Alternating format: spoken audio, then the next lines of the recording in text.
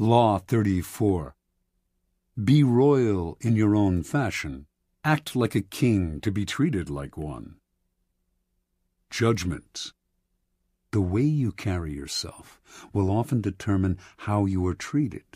In the long run, appearing vulgar or common will make people disrespect you. For a king respects himself and inspires the same sentiment in others. By acting regally and confident of your powers, you make yourself seem destined to wear a crown. Observance of the law. When Christopher Columbus was trying to find funding for his legendary voyages, many around him believed he came from the Italian aristocracy. This view was passed into history through a biography written after the explorer's death by his son, which describes him as a descendant of a Count Colombo of the castle of Cuccaro in Montferrat. Colombo, in turn, was said to be descended from the legendary Roman general Colonius, and two of his first cousins were supposedly direct descendants of an emperor of Constantinople. An illustrious background indeed, but it was nothing more than illustrious fantasy, for Columbus was actually the son of Domenico Colombo, a humble weaver who had opened a wine shop when Christopher was a young man, and who then made his living by selling cheese. Columbus himself had created the myth of his noble background, because from early on he felt that destiny had singled him out for great things, and that he had a kind of royalty in his blood. Accordingly, he acted as if he were indeed descended from noble stock. After an uneventful career as a merchant on a commercial vessel, Columbus, originally from Genoa, settled in Lisbon. Using the fabricated story of his noble background, he married into an established Lisbon family that had excellent connections with Portuguese royalty. Through his in-laws, Columbus finagled a meeting with the King of Portugal, João II, whom he petitioned to finance a westward voyage aimed at discovering a shorter route to Asia. In return for announcing that any discoveries he achieved would be made in the king's name, Columbus wanted a series of rights: the title Grand Admiral of the Ocean Sea, the office of Viceroy over any lands he found, and 10% of the future commerce with such lands. All of these were to be hereditary and for all time. Columbus made these demands even though he had previously been a mere merchant. He knew almost nothing about navigation. He could not work a quadrant, and he had never led a group of men. In short, he had absolutely no qualifications for the journey he proposed. Furthermore, his petition included no details as to how he would accomplish his plans, just vague promises. When Columbus finished his pitch, João II smiled. He politely declined the offer, but left the door open for the future. Here Columbus must have noticed something he would never forget. Even as the king turned down the sailors' demands, he treated them as legitimate. He neither laughed at Columbus nor questioned his background and credentials. In fact, the king was impressed by the boldness of Columbus's requests, and clearly felt comfortable in the company of a man who acted so confidently. The meeting must have convinced Columbus that his instincts were correct. By asking for the moon, he had instantly raised his own status, for the king assumed that unless a man who set such a high price on himself were mad, which Columbus did not appear to be, he must somehow be worth it. A few years later, Columbus moved to Spain.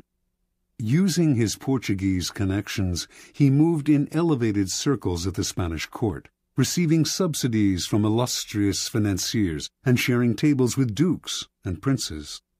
To all these men, he repeated his request for financing for a voyage to the West, and also for the rights he had demanded from João II. Some, such as the powerful Duke of Medina, wanted to help, but could not, since they lacked the power to grant him the titles and rights he wanted. But Columbus would not back down. He soon realized that only one person could meet his demands: Queen Isabella. In 1487, he finally managed a meeting with the Queen, and although he could not convince her to finance the voyage, he completely charmed her and became a frequent guest in the palace. In 1492, the Spanish finally expelled the Moorish invaders who centuries earlier had seized parts of the country. With the wartime burden on her treasury lifted, Isabella felt she could finally respond to the demands of her explorer friend, and she decided to pay for 3 ships, equipment, the salaries of the crews, and a modest stipend for Columbus. More important, she had a contract drawn up that granted Columbus the titles and rights on which he had insisted. The only one she denied, and only in the contract's fine print, was the 10% of all revenues from any lands discovered, an absurd demand, since he wanted no time limit on it. Had the clause been left in, it would eventually have made Columbus and his heirs the wealthiest family on the planet. Columbus never read the fine print. Satisfied that his demands had been met, Columbus set sail that same year in search of the passage to Asia. Before he left, he was careful to hire the best navigator he could find to help get him there. The mission failed to find such a passage, yet when Columbus petitioned the Queen to finance an even more ambitious voyage the following year, she agreed. By then, she had come to see Columbus as destined for great things. Interpretation. Columbus had an amazing power to charm the nobility, and it all came from the way he carried himself. He projected a sense of confidence that was completely out of proportion to his means. Nor was his confidence the aggressive, ugly self-promotion of an upstart. It was a quiet and calm self-assurance. In fact, it was the same confidence usually shown by the nobility themselves. The powerful in the old-style aristocracies felt no need to prove or assert themselves. Being noble, they knew they always deserved more, and asked for it. With Columbus, then, they felt an instant affinity, for he carried himself just the way they did, elevated above the crowd, destined for greatness. Understand, it is within your power to set your own price. How you carry yourself reflects what you think of yourself. If you ask for little, shuffle your feet, and lower your head, people will assume this reflects your character. But this behavior is not you. It is only how you have chosen to present yourself to other people. You can just as easily present the Columbus front, buoyancy, confidence, and the feeling that you were born to wear a crown. Keys to power. As children, we start our lives with great exuberance, expecting and demanding everything from the world. This generally carries over into our first forays into society, as we begin our careers. But as we grow older, the rebuffs and failures we experience set up boundaries that only get firmer with time. Coming to expect less from the world, we accept limitations that are really self-imposed. We start to bow and scrape and apologize for even the simplest of requests. The solution to such a shrinking of horizons is to deliberately force ourselves in the opposite direction, to downplay the failures and ignore the limitations, to make ourselves demand and expect as much as the child. To accomplish this, we must use a particular strategy upon ourselves. Call it the strategy of the crown. The strategy of the crown is based on a simple chain of cause and effect.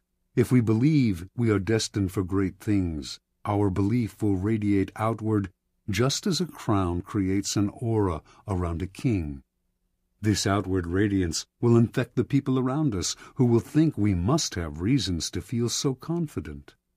People who wear crowns seem to feel no inner sense of the limits to what they can ask for or what they can accomplish.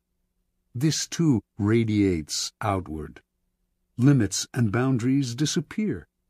Use the strategy of the crown, and you will be surprised how often it bears fruit. Take as an example those happy children who ask for whatever they want and get it. Their high expectations are their charm. Adults enjoy granting their wishes, just as Isabella enjoyed granting the wishes of Columbus.